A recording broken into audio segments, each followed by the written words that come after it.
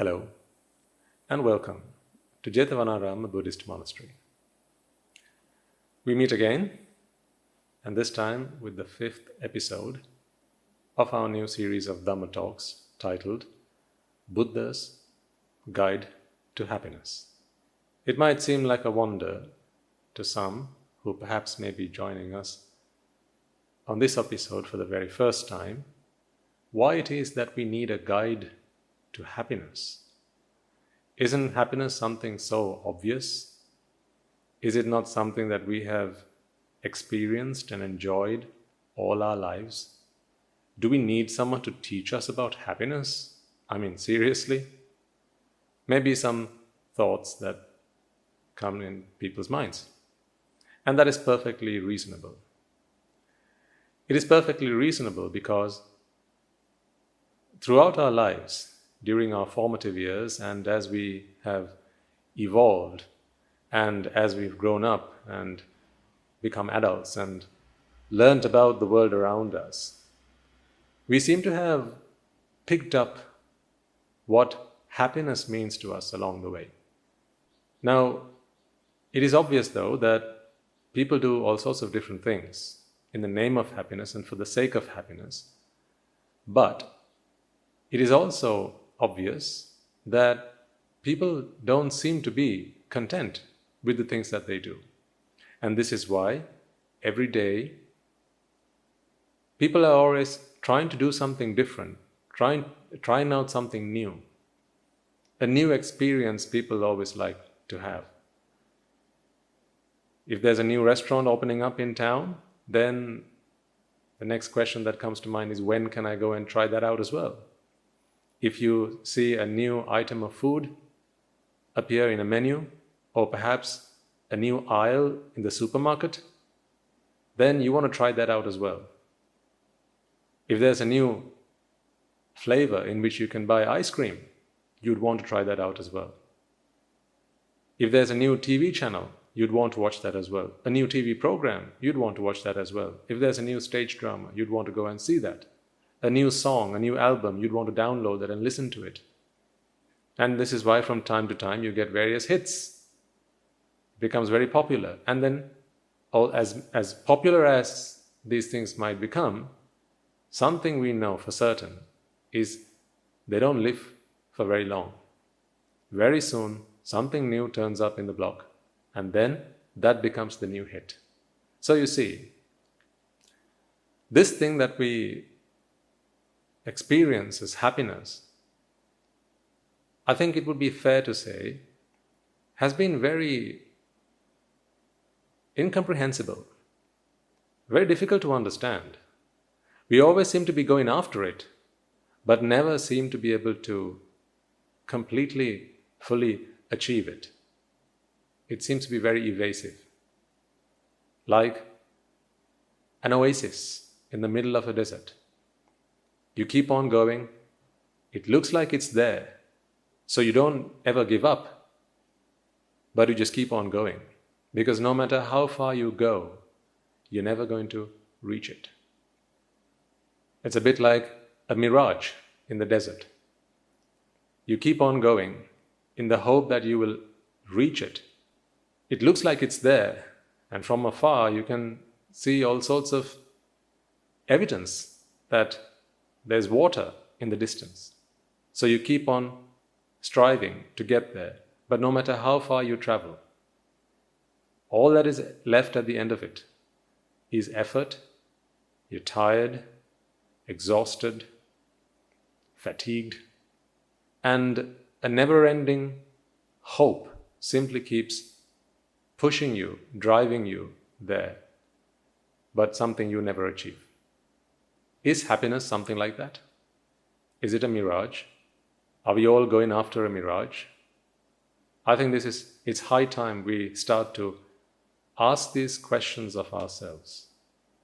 So, today, as we take another step forward on our journey, trying to figure out what's going on with us, what's happening with our lives, and how it is that we can perhaps, hopefully, somehow achieve a happiness that is never ending, a happiness that we don't really need to work hard for, a happiness that is ours and ours to keep. Let's take another step on that journey today with this talk. And before we commence, let us take a moment to pay veneration to the Lord Buddha, and we will continue from there on. Namo tassa bhagavato arahato samma sambuddhassa. Namo tassa bhagavato arahato samma sambuddhassa. Namo tassa bhagavato arahato samma sambuddhassa. So, is happiness a mirage? What do you think? You strived for it throughout your life, to get there, to achieve it. But did you ever actually achieve it? Have you? For instance, if you are happy, if you are content, if you are satisfied, would you need to keep on trying to be happy? Have you never had those days where you feel it's just a great day today? Everything's just going to plan. It's a wonderful day. The weather's great, right? And things seem to be just all going like clockwork. Everything you've planned is just going smoothly. And then you feel, today is a wonderful day. It's a perfect day. And I'm just so happy. And I'm just in a state of pure bliss. Almost every one of us have had days like that in our life. However, as much as we have days like that, we can be sure of one thing. Soon after, things will go haywire. This experience of pure bliss can be turned upside down the following day, or perhaps even a few moments after we have had that initial thought. So, it then becomes evident to us that the happiness that we seem to have accepted and that we have learned to live with is not something that is ours to keep. It is very transient, ever-changing. And so we seem to be always in a one step behind happiness. As soon as you achieve it, it seems to move a step forward. And then you run after it. And the moment you grab hold of it, it seems to escape. So you're always one step behind it, and it's always one step ahead. It's like the carrot tied to the donkey. It's always one step ahead, and the donkey is always one step behind it. But because the donkey can see the carrot, it never stops walking towards it. And so, at the end of any amount of time, all that has happened is the donkey tires out. It's exhausted. It's fatigued. Because it has made great effort to walk towards the carrot, being ever hopeful that it's one day going to be able to taste this carrot that smells so delicious. But never does the carrot get eaten, because never does the carrot fall into the donkey's hands. Is happiness something like that? We need to take a moment to think about this for ourselves, because, well, to be fair, we don't want to think of ourselves as donkeys now, do we? If you recall, in the previous week, we discussed a distinction between happiness and pleasure. Do you remember? I proposed to you, let us consider happiness to be something that is unconditional. Now, I'll be the first to admit it is not something that I have explained to you as yet in full detail. And right now you may even be suspicious, or you might be doubtful if something like that could ever exist. An unconditional happiness, happiness that is not conditioned, happiness that does not depend on various internal or external factors. Is that even possible? And it's quite right that you question that, because throughout your life, I think it would be fair to say, you may never have experienced that sort of happiness. We took several examples in our previous talk, and I invited you to think along the same lines.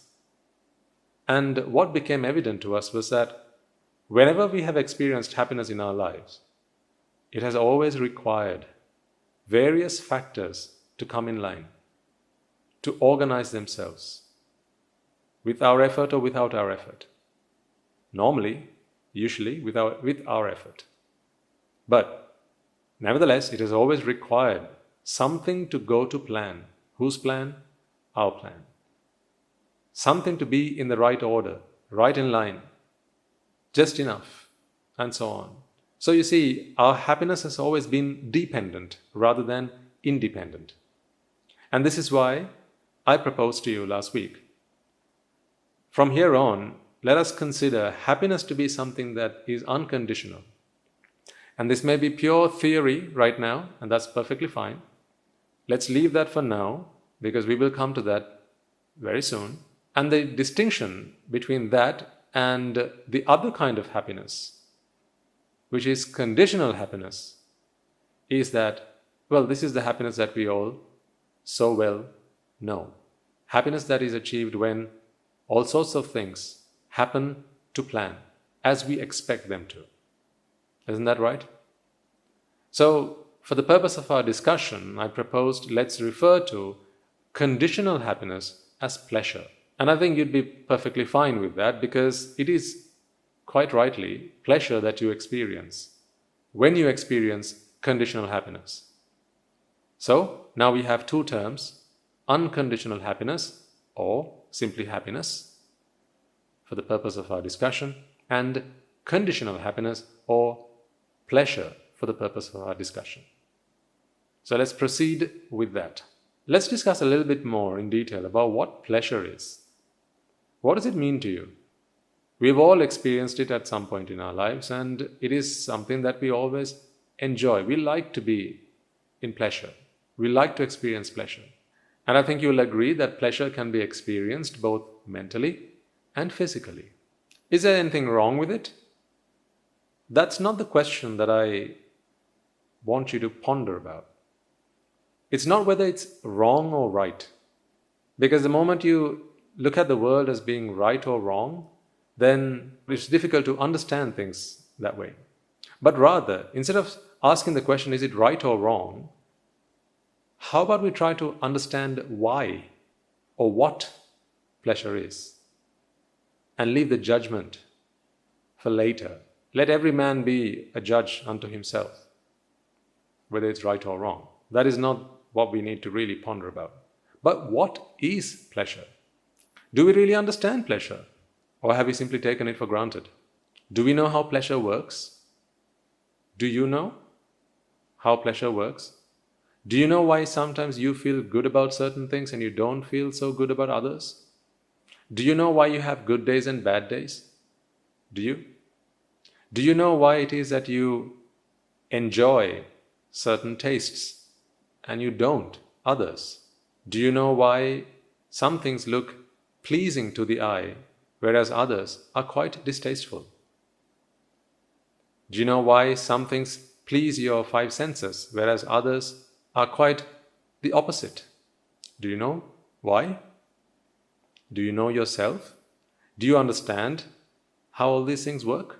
We do spend quite a lot of time trying to understand the world around us, don't we? Right from school to college, university, and then on as well. We've dedicated entire lifetimes to understanding the world around us, from biology to geology to geography to economics. But how little time do we really invest in understanding ourselves? This is quite interesting because our aim, our ambition is to be happy. And it's a happiness that we feel on the inside that we are after. We want to be content, we want to be satisfied, and that is an internal experience. However, we'll seem to look for answers on the outside, don't we? Do you see the irony there? To keep ourselves happy, we seem to be looking for answers on the outside. What if the answer is really on the inside? If that were the case, then shouldn't we be spending more time learning about ourselves than perhaps the time that we put in learning about the world outside ourselves? I'm not saying we shouldn't learn about the world around us, we certainly should, but I think we spend far too little time learning about ourselves.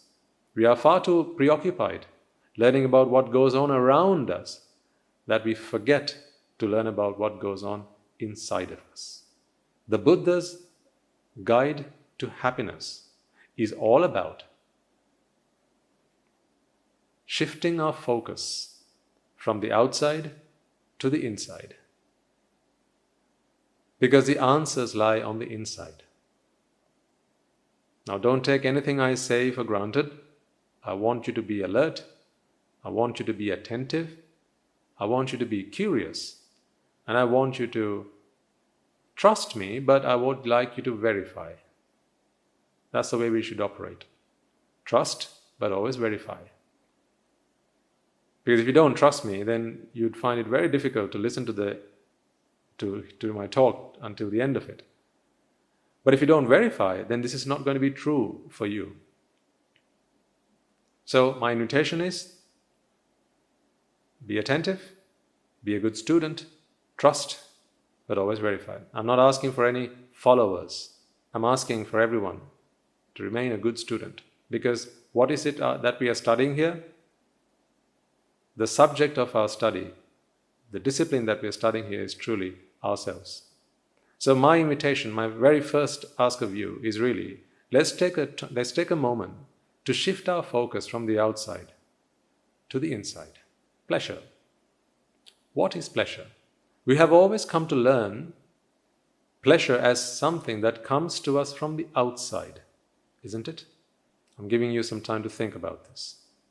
What are some things that bring you pleasure? As soon as I ask you this question, your mind's running at 100 miles an hour because there are so many things you could think of. Right from the things you like to eat, the things you like to see, the places you like to go, the people you like to be with, the things you like to do, music that you like to listen to, songs you like to listen to, movies you like to watch, and so on. So there are lots of things that bring you pleasure, and you see, we seem to work on the premise that there are things on the outside that bring us pleasure. So if there are things on the outside that bring us pleasure, right there we have come to accept that we are recipients of pleasure from the outside world. So pleasure is something that comes to us from the outside. In other words, we are at the mercy of the world outside of us, the world around us. And by world, what I mean is not the planets, of course. What I mean is the people around us, the things around us, events that take place outside of us. It is these things, these people, these events that bring us pleasure. This is what we have come to accept.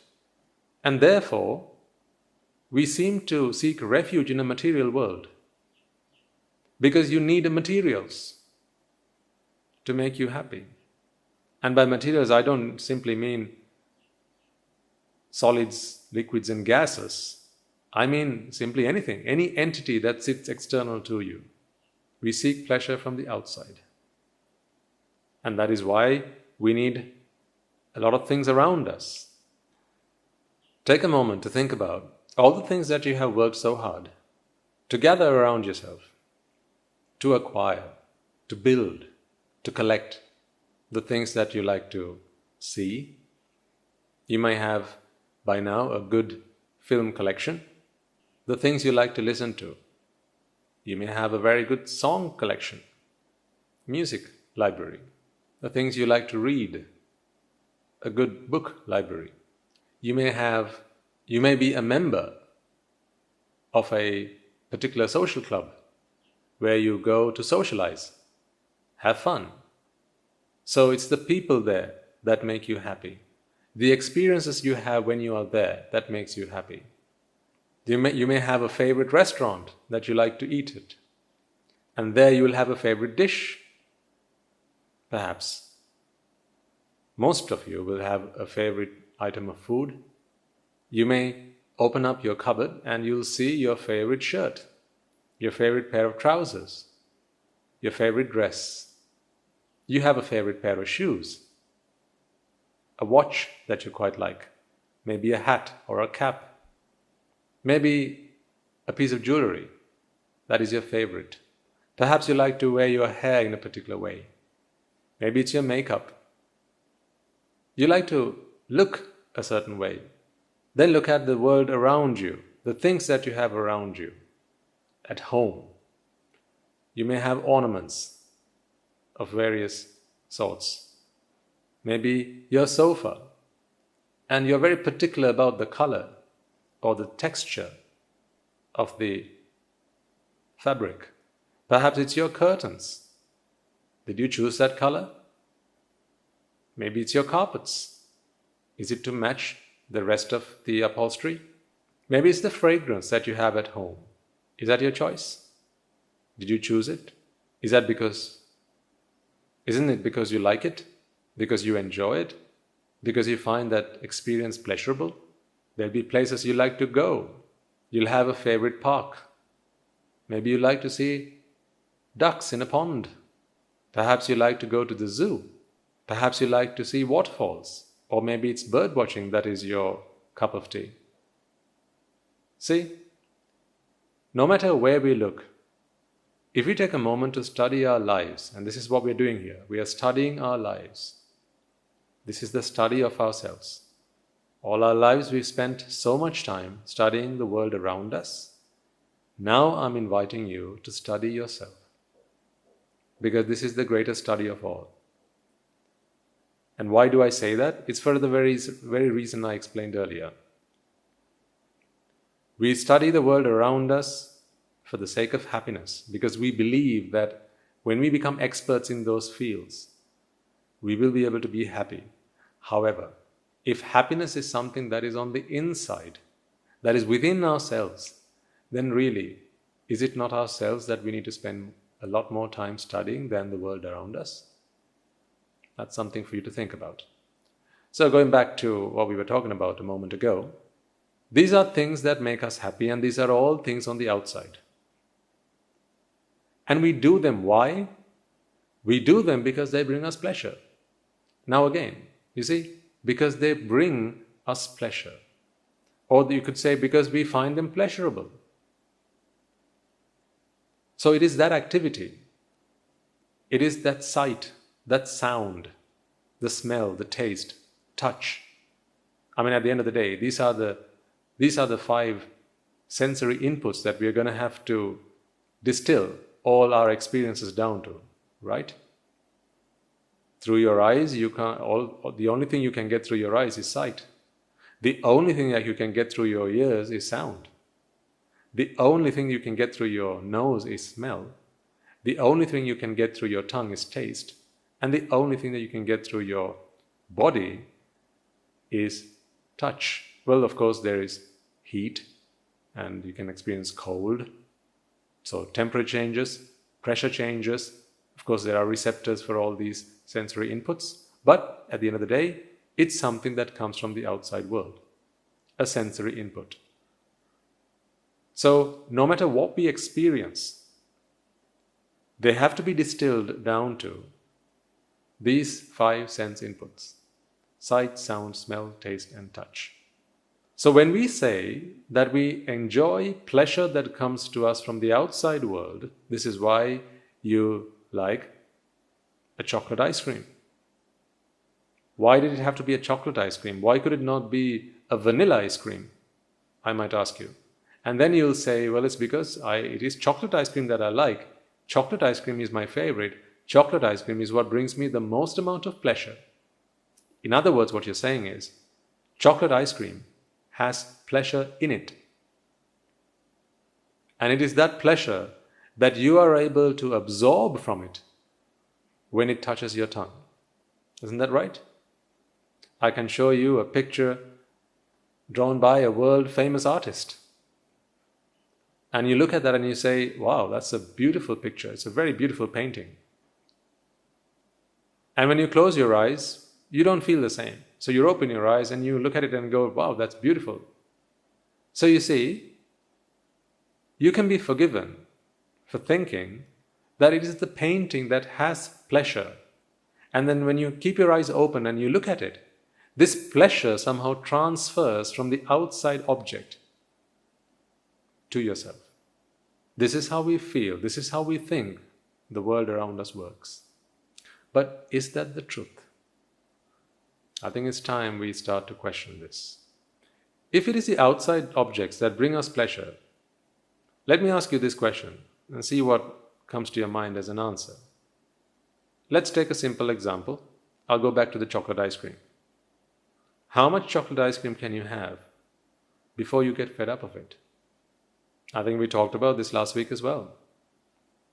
If all you were given was pizza for breakfast, pizza for lunch and pizza for dinner, how many days can you go before you say, that's it, I'm sick of this.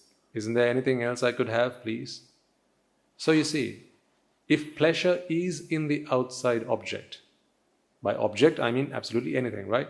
So it could be food, it could be drink, it could be another experience, an event, a person, anything really.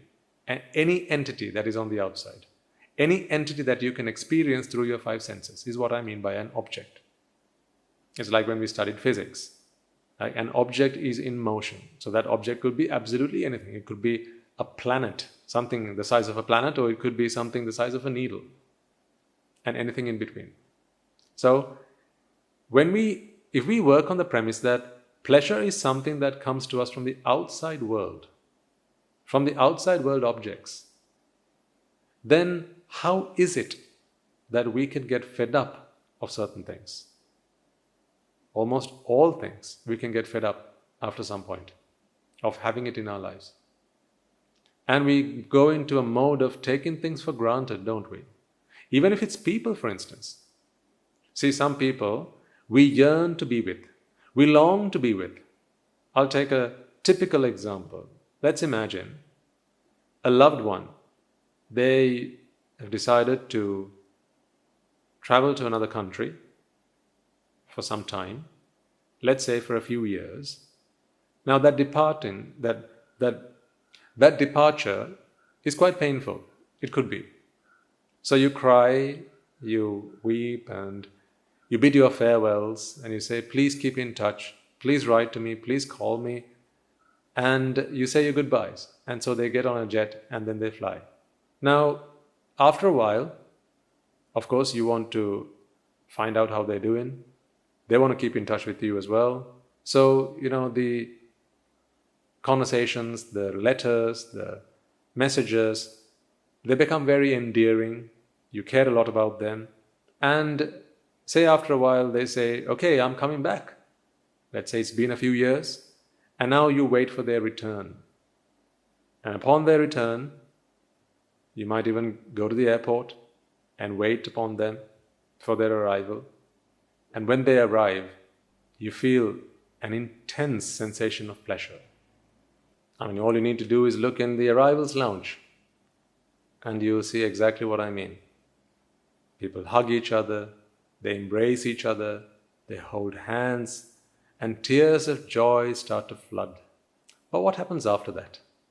You take them home with you, right? And if you've been on the receiving end of this treatment, you will know exactly what I mean, as I have certainly in my life. As I said, this series of talks is based primarily on my experience in life and how I have used them to understand myself and how the world works. So, if you've been on the receiving end of this treatment, you'll know exactly what I mean. You'll be taken home and you'll be given top-class treatment, right? First-class treatment. And everyone's just so nice to you. They speak to you in just very loving words, very endearing terms, and they attend to every little need of yours to make sure you're fed, to make sure you're happy, to make sure you're content, and to make sure that everything you need is only a call away. But what happens eventually? What happens gradually? A few days pass, a few weeks pass, and what happens? Your presence becomes a very normal thing. All those niceties, all those endearing terms, all those hugs and embraces and smiles, and all the time that they had for you, very soon start to wither away. And pretty soon you become a very normal person in their presence. Your presence becomes a very normal thing to them. And then, no more first-class treatment. I'm not saying people do this because they're vile or that people do this because they're bad people. Not at all. I'm just trying to explain to you why things happen the way they do. These Dhamma talks are to help us understand why things happen the way they do around us, not so much to try and change them. I hope you'll remember that for as long as you remain connected to these talks. The purpose of these talks is to help us understand why things happen the way they do. It is to understand the logic behind them, to be able to reason them. Most of the time, we find those events disturbing, painful, when we can't understand why they happen the way they do. So normally, we have an issue with what has happened only when we don't understand why it has happened. But the moment you understand why something has happened, then usually you're all right with what has happened because you understand this is the way it was meant to be. So I'm asking you to consider these experiences that you will have, most of you will have had in your life, and to try and explain them using what you learn through these talks. So why is it after a few days, after a few weeks, that first-class treatment simply does not prevail? You've heard the saying, absence makes the heart grow fonder. Why? It's easy for us to say, well, that's just the way it is, but that doesn't quite explain life, does it? It's just stating a fact. It doesn't explain why it is like that. Think about it. You see, that first-class treatment that you received at the arrivals lounge, that was an experience of pleasure on the part of the person you met as you walked out of the airport and through the arrivals. So they experienced pleasure upon seeing you. What you witnessed was that outlet of pleasure. They were of the belief that you brought them pleasure. That is why they were waiting for you, counting their fingers, any time now. And so the moment they saw you, they thought, fantastic, lots of pleasure. Because the sight of you was what brought them pleasure. But was it? You see, if the sight of you was what brought them pleasure, how come seeing more of you starts to diminish that pleasure? What do you think? If the sight of you was what brought them pleasure, if your presence was what brought them pleasure, then when they take you home with them, so by them I mean your family, your friends, whoever, and now you're with them around the clock, how come that pleasure that they first experienced, which spurted tears of joy at first sight, now doesn't quite do the same for them anymore? You have just become a very normal person. You've become an average Joe. How does that work? If it is the sight of you that brings them pleasure, then more of that should only bring them more pleasure, shouldn't it? Think about it. If there's a particular food that you like and you enjoy and it brings you pleasure, then more of that should only bring you even more pleasure every time you have it, shouldn't it? So with every bite you take, you must love it more and more. It is then not logically possible that you can get fed up of it, that you can become sick of it, that you will eventually ask for something else instead of it. How is that possible? If pleasure is something that comes from the outside world objects, people, events, and so on, as you increase their frequency, then surely you should have if there's a direct connection between the outside world objects, and if pleasure is something that comes from the outside world, then the amount of pleasure that you experience should increase directly proportionally. But is that your experience of pleasure? Or is it quite the contrary? Is it not that on first sight you experience the most amount of pleasure, or in the first bite you experience the most amount of pleasure, and then eventually that amount of pleasure, that intensity of pleasure begins to diminish? And very soon, that becomes just an average sight, an average taste, an average experience. Why is that? Why do you have to keep changing your perfume? When you go to the shop, you try out different perfumes, won't you? To see, what might I like this time? Maybe it's your soap. You'll try different things. And that's not because your soap doesn't wash you very well or doesn't clean you very well. Maybe it's because of the smell. How does that work? How come you can get fed up of it? Even loved ones. People fall in love, head over heels in love. And then they promise each other that they'll be with each other for the rest of their life. And then they actually start to be with each other in the hope of being with each other for the rest of their lives. But what happens soon after? Do you always feel the same way about the same person every day? Something that is beautiful today can soon become an eyesore. You can get fed up. What is beautiful today may be ugly tomorrow. How does that work? What is delicious today can be quite distasteful tomorrow. How does that work? Think about it. So then, is it possible that these outside world objects can bring you pleasure?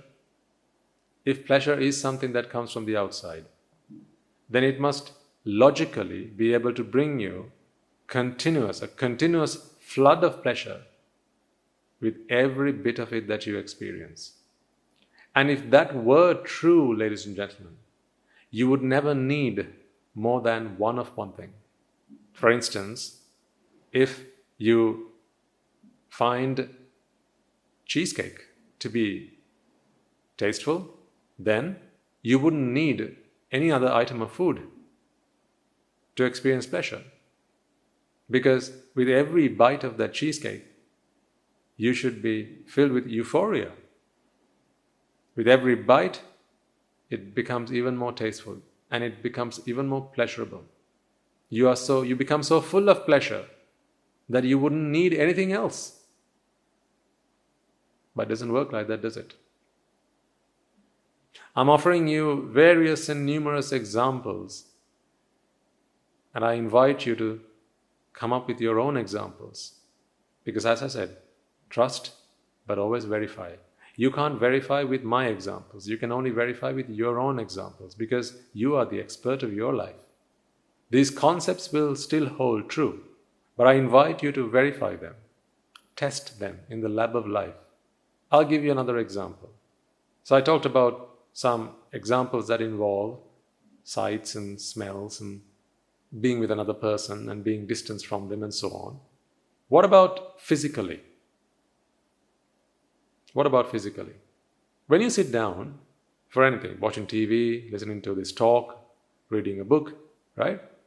You normally pick a posture that you find comfortable, right? So whenever you sit down, people normally have a default posture that they slide into.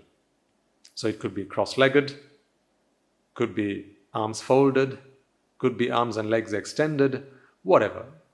Whichever posture you find comfortable. So now we are working on the premise that that posture is something that we find comfortable, right? But what happens after a few minutes? Maybe after maximum half an hour, you'll want to change posture. Why? Why do you want to change posture? Because if the original posture in which you sat or lie down is most comfortable for you, then why would you want to change that posture? Because what happens is, when you change posture, you feel pleasure, don't you? So you sit down in one particular posture and you may have shifted posture several times throughout the course of this talk. But as you sit down in one posture, in one place, after a while, you shift. You make yourself comfortable. You slide down in the chair, you sit up on the chair, cross your legs, extend your legs, and so on. Because you find the posture that you were in becomes uncomfortable over a period of time. And then when you shift that posture, immediately you feel a sense of pleasure, don't you? So, if pleasure is in the posture that you sat in initially, then remaining in that posture should continue to flood you with pleasure. So the longer you sit in that posture, the longer you should be able to experience pleasure. And pleasure should just continue, be a continuous feed of pleasure. But it doesn't work like that. In fact, the most amount of pleasure you feel is at the moment of changing posture. Try it out just now. If you change your posture right now, you'd say, let's change my posture to something a bit more comfortable. Right? So a bit more comfortable. So when you change posture, that is more comfortable, that is more pleasurable than the one you were in a moment ago. But for how long? Not for very long. Doesn't that tell us something? It tells us that comfort or pleasure that is associated with comfort is not in the posture. That is why as you shifted posture, you felt comfort, you felt pleasure, but pretty soon it's not going to be pleasurable anymore. And then, as that pleasure starts to diminish, you will need to change posture again, in much the same way that you had to do when it came to experiences that you received through the other senses, such as eyes, ears, nose, tongue. I'm trying to show you, and hopefully you are with me on this, that we need to try and understand pleasure in ways beyond how we have always tried to understand them. Today, my intention is simply to get you to start thinking about it. We will discuss this in more detail as we go forwards on our journey. And I know this might be something you've never considered before. It might be a shock to some, perhaps, because you're beginning to see things in a light that you've never seen before. It might be new ground for some. It might be a shock to the system for others. But ultimately, if you have faith and listen to what I have to say, but then you trust and then verify using your own life experiences, you'll begin to realize, just maybe, that this is the truth. What happens then is simply that you begin to understand yourselves better. Let's be honest, we have done everything in our lives in the pursuit of happiness. We have always thought that happiness comes to us in the shape of sights and sounds, smells, taste and touch, as in sensory inputs from the outside world. But as we dig deeper, as we begin to ponder about this, it begins to dawn upon us that maybe, just maybe, there's another version of the truth. In other words, maybe what we always thought was the truth is not the truth. Maybe it's time we need to open our eyes and see things in a new light. Perhaps pleasure is overrated.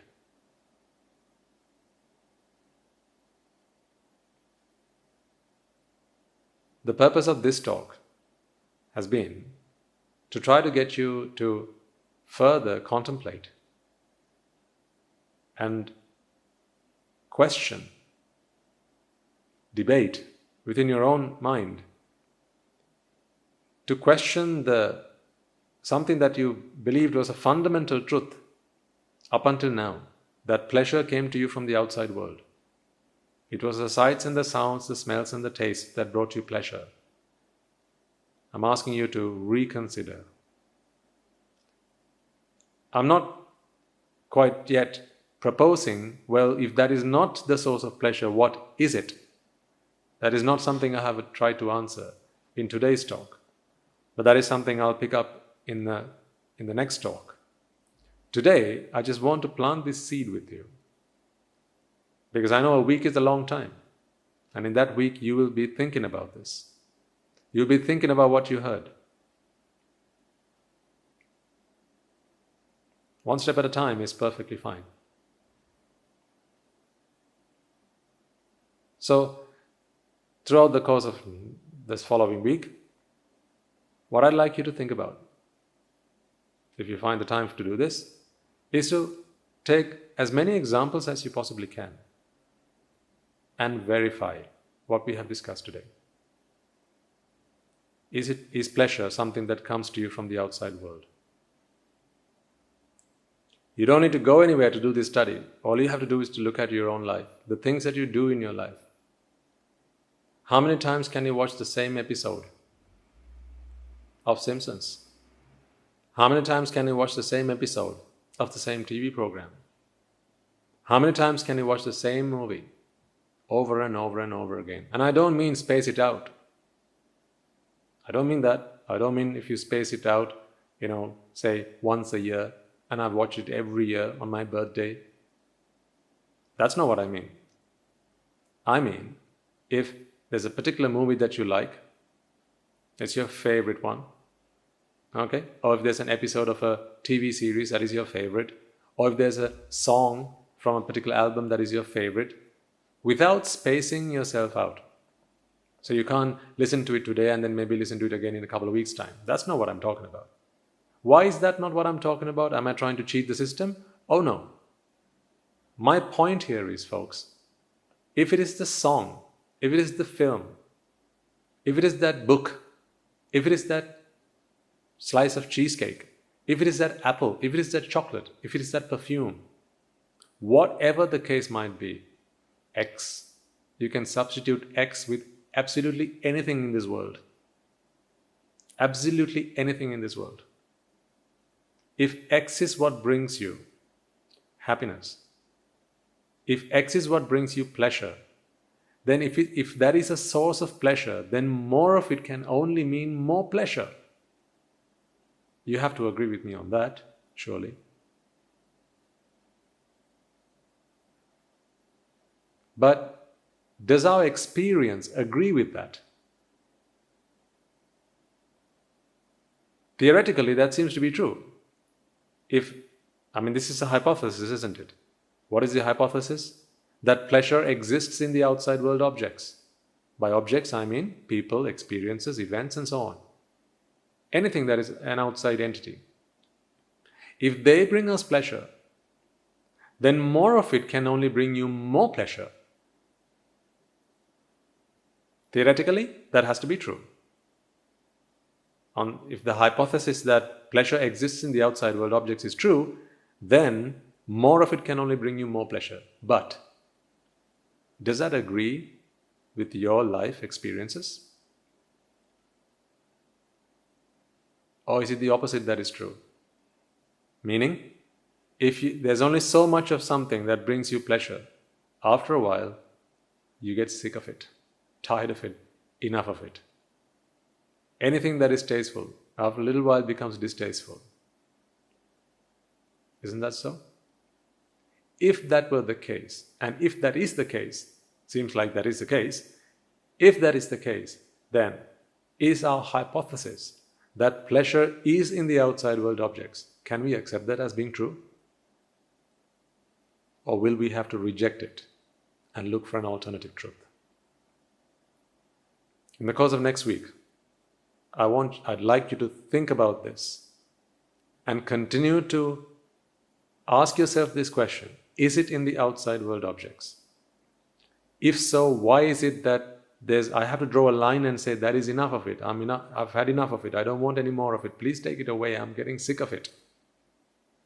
Remember, this is not simply true with physical material objects, but also with people. You don't feel the same way about the same person every day. After a while, they just become a very normal person. You don't feel they are very special anymore. That is when we say you've started to take people for granted. And that's when you have problems in families. Sometimes the most loving couple, they get married today, in a week's time, unfortunately they are divorced.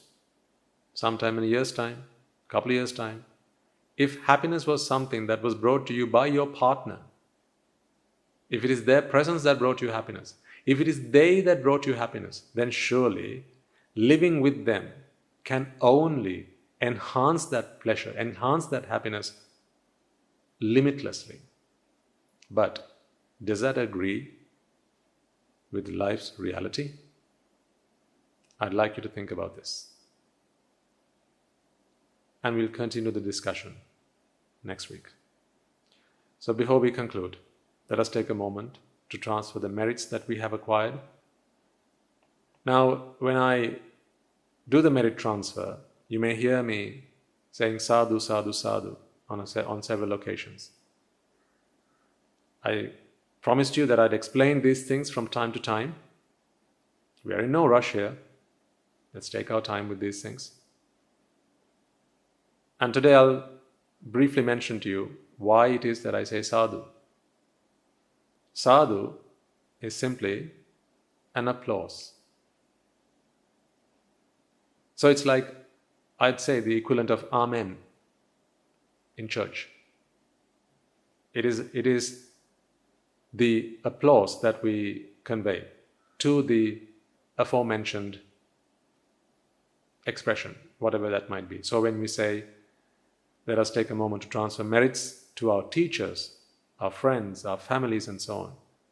And then to the culmination of that, the applaud to that is sadhu, sadhu, sadhu. So it's the word that we use in Buddhism, but you could use any word you like. That is perfectly fine. But you have to use something, so we use sadhu. And one final note before I conclude. You might wonder why all these colorful arrangements today, particularly today. There are flowers of all sorts laid out in front of me. These are all paper flowers, and there are arrangements behind me on either side. As I mentioned on one occasion, at our monastery we have with us 60 to 70 odd monks, as well as anagarikas who are due to become monks. And at our monastery, we have two things that we focus on. One, our happiness, and two, happiness of others. The reason we do all these programs, including this one, is so that we can bring to others, we can share with others what we do to bring us happiness. And one of the programs that we have, called Siyumaga, is our Dhamma school. So it's a school that we host for young children from the ages of 7 to about 14, both boys and girls, and we teach them. We share with them what we have done in our lives, what we have learned in our lives to experience the joy and the happiness that we have come to discover. That is unconditional happiness. And sometimes they may not understand things in the same lingo, in the same words that we might use to explain these concepts to adults. Therefore, we have a separate program for young children. And that is Siyumaga. And what you see here today is the handiwork of the students of Siyumaga. We have about 300 students at the moment, a mixture of boys and girls, in the ages of 7 to 14. And it is they who have worked so hard to make these paper flowers, some of it origami, I think, and they have offered it as an offering to the Dhamma, the Sangha, and the Buddha. So they wanted us to arrange them here today to bring you this presentation. And, well, there we go. So, in case you wondered, this monk has not got any other thing to be working on, that he's probably spending most of his time making paper flowers. Well, actually, I can't take the credit for it. It's all the young children from the Dhamma school who's done all this. And if you have a young child and you are interested in sharing some of this with them as well, so we have a program for that, then please get in touch. Details of how you could get in touch, you can of course find on our YouTube channel. It's in the description somewhere. And let us know, and we'll be more than happy to help. That's just a tiny bit of information about what we do at the monastery. As time goes, I'll be able to share more with you as well. And on that note, we will conclude today's talk. Let us take a moment then to transfer the merits that we have all acquired by making offerings to the infinite virtues of the Noble Triple Gem, chanting Pirit, listening to the Dhamma, and engaging in various meritorious deeds today. First and foremost, let us remind ourselves how incredibly fortunate we are to be in receipt of the Lord Buddha's teaching, and with immense gratitude, let us transfer these merits to the Bhikkhus and Bhikkhunis, Upasakas and Upasikas, who since time immemorial have protected and preserved the sublime teachings of the Buddha and passed it down through the generations of the noble lineage in the form of the Tripitaka, which is thankfully available to us today to study, understand and comprehend the Dhamma. Let us also transfer merits we have acquired to all the members of the Mahasangha present throughout the world, including the chief prelates of all of the chapters who have dedicated their lives to the noble path and have committed themselves towards the betterment of all sentient beings. Let us not forget that among them are the monks and nuns resident in your local temples and nunneries who have always been by your side through thick and thin, come rain or shine. Let us also transfer these merits to our teachers and all other monks resident at this monastery, as well as the Anagarikas and Anagarikas attached to the monastery. Let us also take a moment to transfer these merits and express our gratitude to those who make great efforts to disseminate the teachings of the Buddha, be that by transliterating these sermons, sharing them out with others, or inviting others to join them.